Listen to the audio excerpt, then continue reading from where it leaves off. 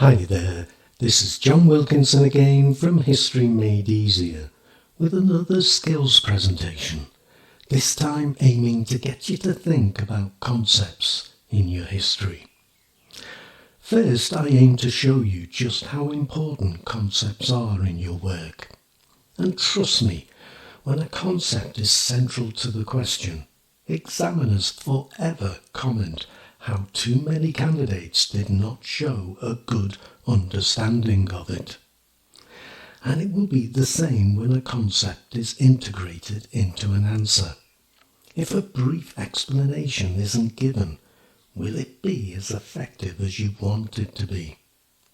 Now, ideally, I also hope to encourage you to do two things with the concepts you come across. First, explain them in just one sentence, so that you can integrate it into a wider explanation.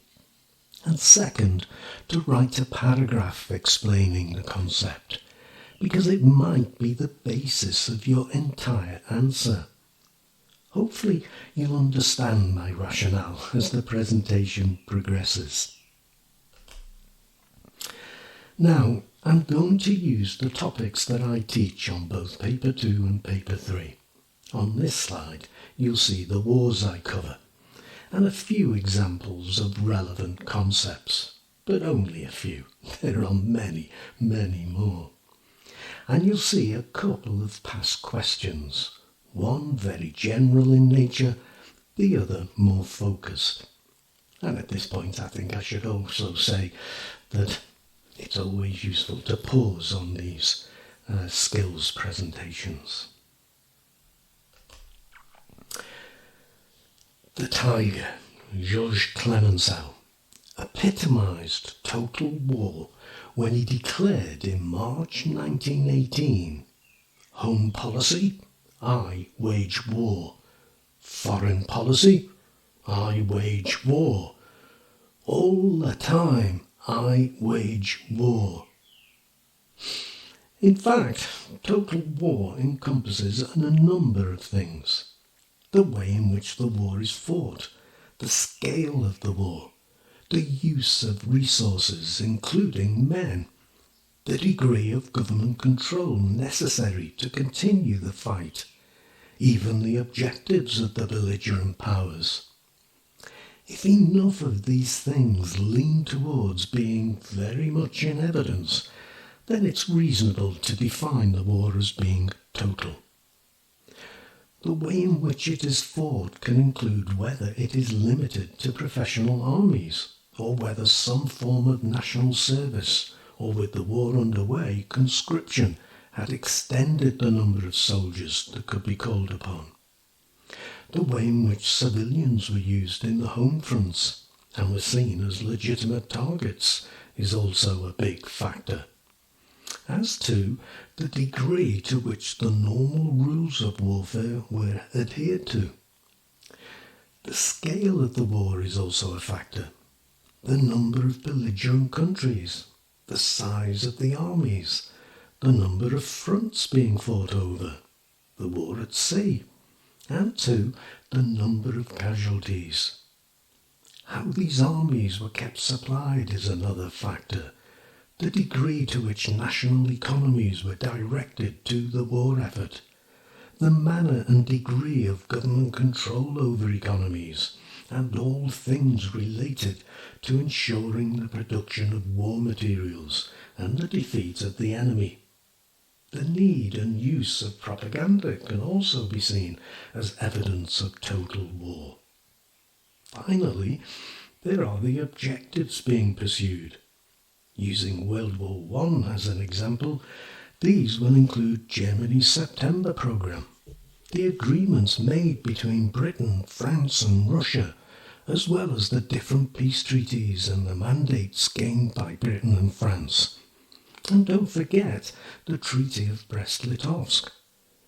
How much would they change? And ultimately, is it a war that no country could afford to lose? What were the peace terms? And you can see on this slide a notes framework I used for World War I that can be adapted for other wars, certainly for World War II. And again, don't forget to pause. In this slide, I turn my attention to authoritarian states, and again, I give you just a few relevant concepts. Now, the topic itself is a concept, authoritarian states, and as you can see, that can well be incorporated into a question you might face. But I've deliberately included a question that doesn't specify a concept. But if you are using Nazi Germany as an example of the impact of social policy, then Volksgemeinschaft really has to be at the heart of your answer. Volksgemeinschaft, the German national community, or Volk, was one of the central concepts in Nazi ideology. It would be a community in which people would be prepared to put Germany's needs before their own desires. A people who would see their own lives as less important than Germany asserting itself as a leading nation, the leading nation. The same with class. The idea of being a member of the working class or the middle class was to be replaced by the notion of belonging to the national community. A united community serving Germany. Though we also have to be clear that this was also a racial community. Only Aryans could belong to it. So, think of the policies linked to it. Gleichschaltung, the youth policy, women's policy, forced sterilisation and the euthanasia campaign, and anti-Semitism, all the way to the Holocaust.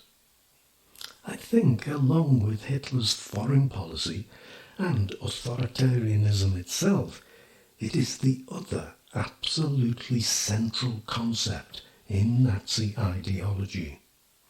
So I hope you see the importance of concepts.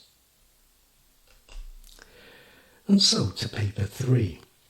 And again, I give you just a few relevant concepts for the topics I cover. But it also includes a past question with not one, but 2 concepts incorporated into it. I'm going to pick up on collective security, the cornerstone of how the League of Nations was going to prevent future wars. Member states agreed, in theory at least, that an attack on one is an attack on all, requiring a collective response. Article 10, the Collective Security Clause, read, "The members of the League undertake to respect and preserve as against external aggression the territorial integrity and existing political independence of all members of the League. In case of any such aggression, or in case of any threat or danger of such aggression, the Council shall advise upon the means by which this obligation shall be fulfilled." That's Article 10. It provided for a united front of diplomacy, sanctions, or military force against any would-be aggressor. You can say it replaced the notion of a balance of power with one of an imbalance of power, as even the strongest state in the world wouldn't be strong enough to oppose the collective will of the rest of the world. And so even the smallest state in the world could feel secure, safe in the knowledge that it would be protected by its fellow states if faced with a more powerful aggressor. And so there would be no need for alliances, and the danger of Europe again dividing into 2 armed camps could be avoided. Well, that was the theory at least. And that's another skills presentation for you that I hope is useful and gets you thinking about the importance of key concepts.